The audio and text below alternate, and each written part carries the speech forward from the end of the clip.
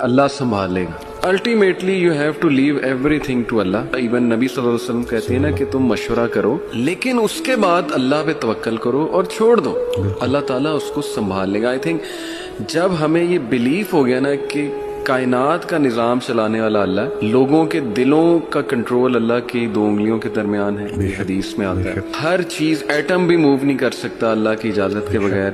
اللہ الوکیل ہے جس کا مطلب ہے ڈسپوزر آف افیئرز.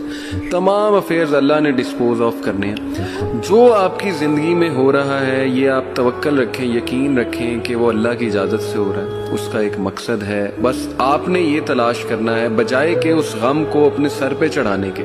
جیسے آپ نے کہا you just have to find out کہ یار یہ آیا کیوں ہے, اس کا مقصد کیا ہے, یہ مجھے کیا سکھانا چاہ رہا ہے. اور سجدے میں جا کے بندہ رو پڑے اللہ کے آگے, اللہ سے تقویت مانگے, اللہ سے کہے کہ اللہ مجھے پرسپیکٹیو دے.